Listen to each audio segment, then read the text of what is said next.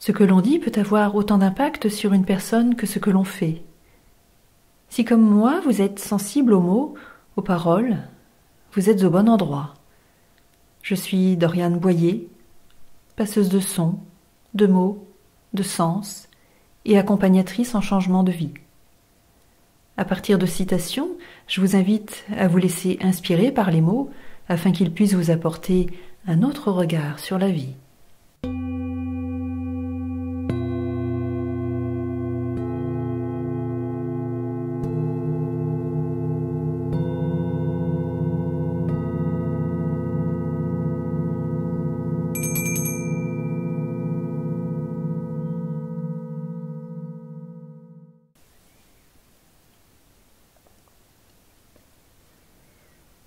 Je vous retrouve aujourd'hui pour vous apporter mon point de vue sur une citation de Jacques Salomé, un écrivain et psychosociologue qui a dit « La porte du changement ne peut s'ouvrir que de l'intérieur. Chacun en détient la clé. » Alors très souvent, on a envie de changer parce qu'on n'est pas satisfait de soi, de sa situation, et surtout de la réaction qu'on peut avoir face à cette situation.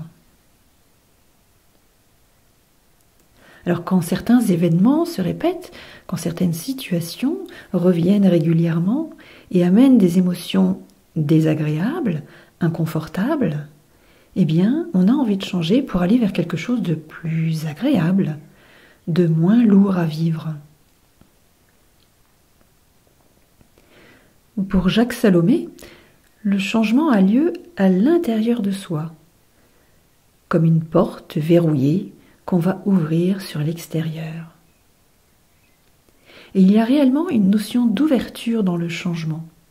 Et pour moi, ce qui est essentiel, c'est d'abord de s'ouvrir à soi-même, de déverrouiller l'accès à qui on est à l'intérieur, pour pouvoir ensuite changer les choses à l'extérieur.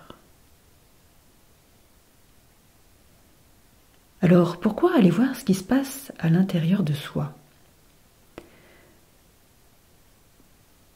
Eh bien, tout simplement parce que lorsque l'on attend qu'une solution vienne de l'extérieur, par exemple, quand on va voir un psychologue pour qu'il nous donne des conseils, nous dise comment on peut changer, ou bien lorsque l'on va voir un proche qui pourrait nous apporter la solution miracle, eh bien, généralement, ça ne marche pas. Ces personnes peuvent tout à fait voir notre situation avec beaucoup de lucidité et nous donner de très bons conseils pour changer notre comportement. Mais tant qu'on ne veut pas réellement voir ce qui ne va pas en nous, ce qui fait que rien ne change, eh bien leurs conseils, aussi pertinents soient-ils, eh bien ils ne font pas avancer notre situation. Parce que c'est bien à nous et à nous seuls de décider de changer et de comprendre ce qui ne va pas en nous. Et je reviendrai tout à l'heure sur cette notion très importante de décision. Ensuite, une fois qu'on a décidé de changer, eh bien on a besoin de faire un travail d'introspection, d'apprendre à se connaître, à découvrir comment on fonctionne en observant notre comportement et nos pensées. Parce que c'est bien ça qu'il faut changer. Nos pensées conditionnent nos comportements, et nos comportements, lorsqu'on les répète, eh bien ils forment des habitudes et notre personnalité. Pour changer, on a besoin de savoir ce qui a conditionné nos comportements et nos pensées.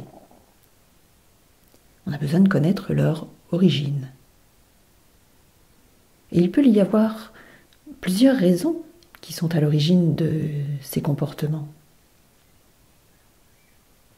Des paroles répétées en boucle par l'entourage quand on était petit, un traumatisme,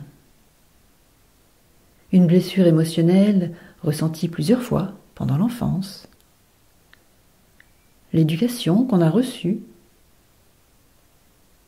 et même parfois la mémoire d'un ancêtre qu'on porte inconsciemment.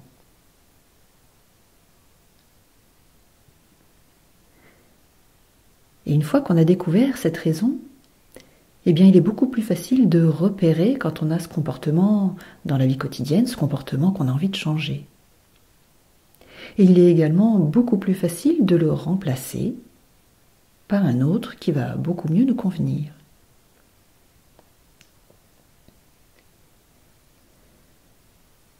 Je reviens à présent sur la notion de décision. Souvent, on a envie de changer et on se dit, ça y est, c'est décidé, j'en ai marre, je change. Mais on n'y arrive pas. Et malheureusement, on attend, comme moi, j'ai pu le faire, on attend d'être arrivé à ce que l'on appelle un point de bascule pour commencer à changer. Un point de bascule, c'est un événement qui remet toute la vie en question. Alors ça peut être une maladie grave, le décès d'un proche, un divorce, vous voyez, ce genre d'événement. Et à ce moment-là, c'est comme si cet événement déclenchait un déclic, un besoin vital de changer. Mais pourquoi est-ce qu'on attend jusqu'à ce point de bascule ?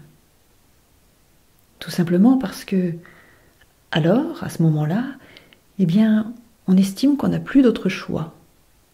Soit on change, soit on reste dans une situation que l'on peut ressentir comme dangereuse pour nous-mêmes.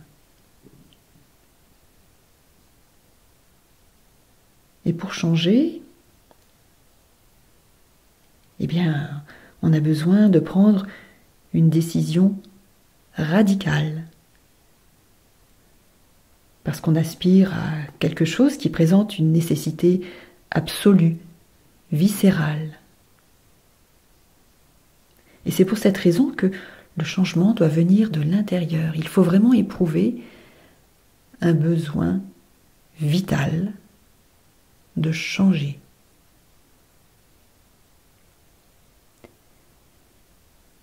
J'espère que ma réflexion vous donnera envie d'aller à la rencontre de vous-même pour changer.